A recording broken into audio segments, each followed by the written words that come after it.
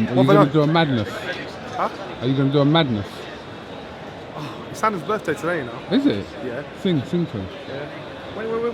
It's on a phone to Jake Wood. Are we on? Yeah, we're on. Oh, sorry. It's Adam Smith's birthday today. Sam Smith. Shh, wait on. It's Adam Smith's birthday today. You would not believe he is 55 years old. Sing. There's He's got something to say to you. Happy birthday to you. Louder. Happy birthday to you. Come on, got a good voice, doesn't it? Happy birthday, dear Adam. Are we friends again? Everybody, it's Adam Smith's birthday today. It's his birthday Get him today. singing, get him So singing. let's get together. Happy birthday to you. Woo! Happy birthday to you. Woo! Happy birthday, dear Adam. Thank you. Happy birthday to you. You would not believe it. 55. Would you? Hip hip. Boom. Thank Happy you. birthday, mate. Didn't the last time? Are we friends again? Because the last time we were here, that was the 1000%. Wasn't it? That was still on It was the just 1000%. over there, wasn't it? We It were was the still on the 1000%. Do we still believe? Still Are believe. you going to get a T-shirt saying 1000%? I'm fighting that. I'm gonna get a black T-shirt, 1000%. As soon as I do, I'm gonna button it like Superman. I'm just standing like that. That's what I'm gonna do. But I'm glad, it's good to see you two like back on because you nearly got the sack. Oh, we are back That's on. not the No, point. we nearly got the You sack. did? He was. Wait, did you hear I was on the Sky Sports News the other day? What do you think they were doing? They were trialling me out. Let's just see if Kugan works. He's buying me birthday dinner tonight. Really? Something wrong. Come join us. How old are you, Adam? I'm 48 today, Keith. 48? Come join How us old are you? tonight. We're going to McDonald's. How old are you? How old are you? 50. I'm 52. 56, yeah? I'm 52, man. Yeah, that's what I said, 56. How old are you, Keith? How old are you? 38. Get bothered. Well, how much? 38. And you're already as successful as you are. That's And you wear fantastic. the, you wear a toupee. And I didn't have to get punched in the face. And you to wear do a it. toupee. What? You wear a toupee. Damn. Kiss my lucky head. All right, right. What chance do we give Look forward to Luke it. Campbell this weekend? It's a huge ask for Luke, isn't it? I mean, I thought Luke Campbell would win gold in London 2012. He was my pick, and I picked him that day to become a world champion. And I still believe Luke Campbell will become world champion. But he's had it tough. Away in LA against Linares, he pushed him close, difficult circumstances around that fight. Now he's got, in my opinion, the best boxer on the planet, and he's exceptional. So how big a chance do we give Luke? It's a very tough fight. It's and a I think, slim one. Listen, he's got height. Tony, come back. You can't creep, you can't. He's got height and reach, and he's got plenty of skills. Bring Paul in as Bring well. Paul I in think as well. the issue is that Lomachenko is exceptional. It's his birthday today. I know it is. I wished him happy birthday. I knew before you, son. Damn you! What I already chance do wished we you give before Luke? you sang. Well, you made the big extravaganza. So Yeah, they already got it. It's already coming. Come on, If you're gonna be late, Oh you have my it with God. extravaganza. It's okay. What chance do we give Luke tomorrow? I give Luke a good chance to give it a good fight. Yeah. To pick him to win it, to be consistently enough to win it. That's for me a bit of a stretch. But I do think he gives Loma a better fight than most guys have given him at this point in his career. And I think that will be good. That will be what we really want. He's to one see, of Lomachenko's biggest fans. He's been big enough for years. So I think. What's your prediction on For that? years, I think he's the best pound-for-pound boxer in the world right now. I think he's the most balanced boxer in offense and defense since a prime Roy Jones Jr. I will go as far as saying I don't think there's been a fighter who's since Roy Jones Jr. who's consistently as good in offense and defense. Do I give Luke a chance? I don't want to sound harsh, but he's taken on Mission Impossible. What I will say for him is this is the best pure boxer Lomachenko has actually faced up to date as a professional. Pure boxer. I don't think anyone's technically better than he's Think he's better faced. than Gary Russell? Technically, yes. Technically, with stand-up boxing skills, yes. That's interesting. That's Do interesting one. I think he's more slippery than Gary Russell? Absolutely not, no. He's not slicker than Gary I Russell. think personally but he's it's technically a the better height boxer. and reach advantages that work in his favour in this, because where Gary Russell Jr. was very short, Yeah. that's Luke going is to very be difficult for Two Lomachenko southpaws to work fighting out. each other. And he's a good. Yeah, you've got two southpaws fighting each other, which they hate. Southpaws fighting. Height and reach only count when you can hit them. Absolutely. Yeah. You can't hit them. And- His feet keep him out of range so good. And also, Luke is a wonderful boxer, a wonderful technician, but can he outbox Lomachenko? I don't think he can, No, I agree. and therefore there's a plan B. What is the plan B? To push him to use his weight, and if he does that, he takes risks. Then he leaves himself open to I count. thought the only man who would pose him, the man who would pose him the biggest problems would have been Walters, and you've seen what he done to him. He made him quit. So And he's never even boxed again. yes, But he's I never think boxed outside again. of, I think his biggest threat is Gervonta Davis. Purely I because of the agree power. with Tony. I think he's the best pound-for-pound boxer in the world. I think he's the greatest talent since Mayweather, and before that, Sugar Ray Leonard. I think he's unbelievable, Lomachenko. But think of this: he's had shoulder problems. He has been down by Holger Linares, and he broke his hand last time. So those are the only things I think that you can look at. People keep touching on that knockdown, but you have to understand that when you look at the knockdown, it's a balance. He's being caught square. It's not like he was put down, his legs went to jelly, and he gets up and he's still shaky. It's actually a balance. Here's one for you. So we all agree that we think Lomachenko wins the fight. And I think most people do. Here's one for you. Do you think Campbell's good enough to see the final bell? I don't know. I don't.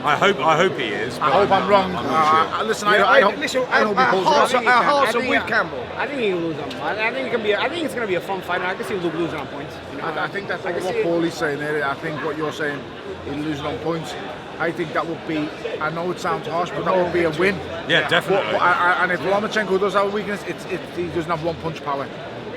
That's his only. If he goes the distance, or if he takes him late and puts a really good performance on, that cements the fact that he will become a world champion, Luke Campbell. But he hasn't had it easy, has he? Jorge Linares, freeweight world champion, and now this guy. I think Campbell will become a world champion anyway. I think that. I don't think he goes the distance. I'll be honest. Yeah, I I'm think with he puts you. up a great I'm with you. performance. He doesn't go I the agree distance. with you. I think Lomo figures him out midway through the fight and then closes. Who do you him think down. can solve the puzzle?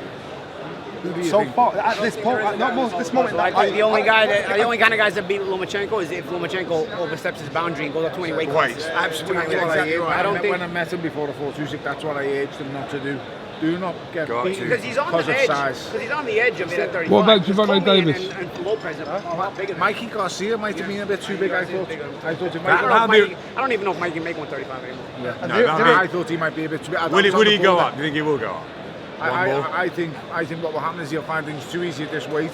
I think Gervonta Davis is a dangerous attack, but I think he could make Gervonta Davis look stupid, if I'm being honest, because Gervonta Davis is going to just load up. I don't think Gervonta's ready for him right now. He hasn't fought the kind of opposition to prepare him for Lomachenko at all. That's the big thing that I always touch on about fights. It's the same with Anthony Yarde last week. I was urging Anthony Yarde to win last week, but this is what I'm saying. You cannot go from fighting grade E fighters to fighting the A-class level fighters and expect to do something. It's purely down to experience. He'd not had you've his got to gut gain check against as the better well, had fighters. he? He sort of had his gut check against Kovalev, and he did really well. But I think he hadn't had that one fight before that would have possibly stood him in better stead down the It's not so much the stretch. gut check, though, Yeah, Adam. but you with Cotto. It's not so much the gut check, it's more of the mixing at that level. Like Paulie's shown against Cotto, he didn't need the gut check, he's shown he belongs at that level because he was mixing there, he was competing and he was doing it. But you fought good guys before Cotto. You have a gradual rise. Who's the best name on your Anthony Yarde's record before Kovalev? Absolutely. I haven't got a clue. Yeah. I mean, he should have. But he came out of it well, and I think Luke will come out of Saturday well. He has, but if you want your fighters to win when given these opportunities, you have to, at least Luke Campbell has fought Jorge Linares. Let's be At honest, least Luke guys. Campbell has fought Ivan Mendy. Everybody wants to see Vasily Lomachenko in Britain because he is a sensation. secretly supporting Luke, hoping he pull it off. That is what the crowds. What will the support be in there tomorrow night? People will be there to watch Lomachenko, Yeah, but who would the but support Luke be Campbell with? might have Like quite a when lot we of done them. the open workout, Cal Brook did against Golovkin. He had the support on the night, but people were just excited to see Golovkin. But Kell Brook was, you're talking like this was the kind of thing of, and I don't want to compare it in any way, shape or form because it's not on that level, but you've got one of the best welterweights in the world against the best middleweight in the world. It's kind of like Ray Leonard and Hagler kind of thing, who's supporting who and who wants who to win. These were dominant champions from each respective division. Sure. You're talking about a guy now who is a dominant champion against the boy who's lost the world title fight. I've not heard a crowd that one-sided. So what I'm saying is I think it'll be very balanced there on Saturday night. There's going to be as many people there to see Lomachenko as there is Luke Campbell. Don't get me wrong, what you're saying is everyone's there to see Vasily Lomachenko, but who are the people there to actually support? I think people are there to support Luke Campbell, but even more are there to you were see. Usyk. I mean, at the end of the night, at the end of the day, people were supporting you. They were there for. They were curious of Usyk. They want to see him. And afterwards, they gave Usyk a lot of respect and love. But when the bell rang, the crowd was clearly for you. You know, like So they want to see greatness. But they're curious about this guy with so much a big reputation, and I think that would be the case with Lomachenko. Olympic gold medalist, world champion, European champion. I felt like that was the case when you fought Usyk. You know, I felt like I had that feeling. What is it, Tony? What is it about these Ukrainians now, the Usyks and the Lomachenkos, that they've been so brilliant as an amateur and as a pro? What is it in the training? Is it in the natural genes? What is it? These two are standouts, Adam. There isn't no other Ukrainians like them, so don't believe. Gavotzik is okay. I don't think he's on the level of these two, but you know, he's okay. He's a good fighter, very, very good fighter. In my opinion, a toss-up between him and Kovalev, best light heavyweights in the world. But at the same time, is he? See, that's a monster fight. Lomachenko and Usyk. And there's a lot of rivalry as well. Born to box or created as part of the system? You see, Lomachenko and Usyk have something in common. Their feet are the greatest attributes, and they get them in no trouble. The likes of Gavotzik, he's powerful. He's going to hunt you down. He's going to get you. The modern day Russian fighters now, the master boxers, some of them, but then some of them are strong. I don't think you're going to see. It's not down to the Ukrainian system. These two guys, without sounding wrong, are freaks. That's what they are. They're perfect in every way and everything that they do. Don't get me wrong. Usyk is, in my opinion, is not as complete as Lomachenko. Yeah, he has weaknesses. I've studied him, I've watched him. When I fought him, I think it's also Lomachenko's size, because the balance is just phenomenal. And at that size, I've studied him, Adam, and I'm not lying. I don't see a weakness in Lomachenko. The only weakness I could see is he's on F13 professional fights. What he's doing already at this stage. On paper, he's a professional novice. Johnny, he's a professional as an amateur. He's boxed in those fights. That's the difference. They're like, if you look at, like, he's had the 14 fights on there or whatever. You look at those 14 opponents. They're all like world-class operators. Second professional fight. That's what Luke. That's what you forget is he was a professional before while he's an amateur, because they were in this WESB for so long. This is 5 3-minute rounds, and he's fighting guys who are at the same level as world-class amateurs over 5 3-minute rounds with no head guards on, small gloves, no vest on, short. So he's had 30-odd pro fights before he's turned pro, because them WSB fights, they're pro fights. I had how many 4 rounds? Yeah, how many 4 rounds did you have when you turned pro? I had about 7 or 8. Now, 7 or 8 4-rounders is nothing compared to 5 3. So it's a toss-up, and this is why he's so good. Good to see you, champ. Hi. This is why they're so good, and Usyk, Alexander Usyk is the same. It's the experience that these guys have gathered up over the years that allows them to do what they do. Darren, Lomachenko, best on the planet, and now he is. How much of a chance do you give Luke? A slim chance because of his pedigree, but I just think we've come across someone who's mastered boxing. You know, he's mastered the art of boxing. You know, he creates angles, he lands shots, head, body, at ease, and I just think you've got to box out of your skin. Adam, to have a chance. well, there's a man there behind you that knows firsthand. How are you, Sam? How are you, man? Yeah, very well. Perfect. Anthony, we're just talking obviously about Lomachenko being the best on the planet. Obviously, you, I'm sure, believe he is, and how much of a chance we give Luke, if any, realistically, on Saturday night. But you were saying to me earlier in the week about when you went in on the night, you believed you were going to win, no question. But when you started, even in the first round, you realised that how good you thought it was another. Yeah, without a doubt, because you get in there and you go in with that belief, and Luke Campbell's got that same belief, without a doubt. Him and Shane genuinely believe they're going to go in there Saturday night and shock the world. But it's just sort of, it's almost like reality, it's him in the face. And and I think that's why he's made so many fighters quit, because he half makes you feel useless. You know, he prods you, and then you'll overcommit, and he half mistake, demoralises you, and then you sort of, you're trying your hardest to stick to the plan. Was he freakishly strong? And he hit you when he got it close? He was stronger than I thought. He was stronger than I thought, and he hit harder than I thought as well. Because I think you can't anticipate the power. When I spoke to you after the fight, yes, I spoke to you literally 2 days after, didn't we? We spoke, and you said to me it was like he was always not 1 move or 2 moves ahead, but like 3 moves ahead. And you said to me also when he hit it was with such precision and speed that you felt like it had sort of momentarily paralysed you, as opposed to like boom, and you like you couldn't think. You couldn't think. I said that. I remember, you know, Russ Abner, who wraps the hands, has been in the camp for a few years. I remember this was a few years before we even looked like we'd ever fight. He said to me, I've never seen anything like it. He said, I see him in sparring, and he says, it's like he's a few moves ahead of everyone. It's like he's setting up shots. 2 or 3 moves before he is, and I see it, and then when I watch the knockout, I see it, he teased me, and there was the slightest gap there, and then he threw the right up, landed next swing, and all on face first. That's why that's the biggest shock for everybody. The thing is when you're doing that to novices and journeymen, everyone can accept that because world-class fighters can do that. But when you're doing it to fellow world champions and elite level fighters, making the likes of Walters quit, going through people like now through hot butter, that's when you have to start saying there's nothing that can be done. You can't stop him. You know, and that's what I thought. You know, when he was going through the gears, it was for the first time I just thought, I've got no say in this whatsoever. Like, I can't attempt to do anything till he thinks, right, I'm going to stop, you have your goal. That's what it makes. It was when you adapted, because you were great at that, you had a tight defence, but every time when we was watching the fight unfold, every time you adapted to try something else, he would have already worked that out.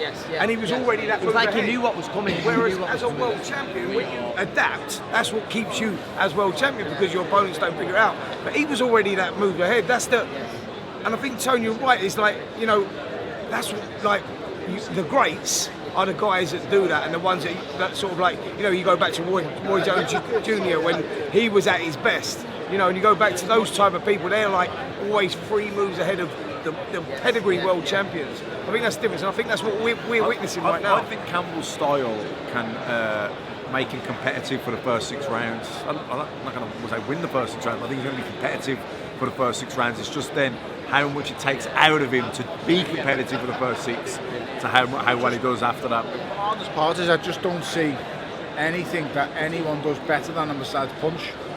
That's his only issue is, but you forget, he might not be this big one-punch hitter, but his timing and his speed make up for it. Definitely. And that's why he hits people. I've been at harder with one shot. With one shot, but it's like he varies the power, and that was Russ again who's been in the camp. I was saying that to him, and he says, he'll vary the power. So you can't, do you know when you can't anticipate when it's coming? Yourself, you can't anticipate that big punch coming. And the speed, and if you don't know if it's coming, then... So, I've said before, I think he's the best fighter in the world, and he's the pound for pound the best I've seen since the prime Roy Jones Jr. His attributes are that good. His balance, his offense, his defense, his counter punching. As the only pure weakness you can make is that big one punch, and that's it, mate. But no, he probably is the best pound for pound since, like, say, a prime Roy Jones Jr. I can't think of anyone else, Matt, who does it so evenly balanced.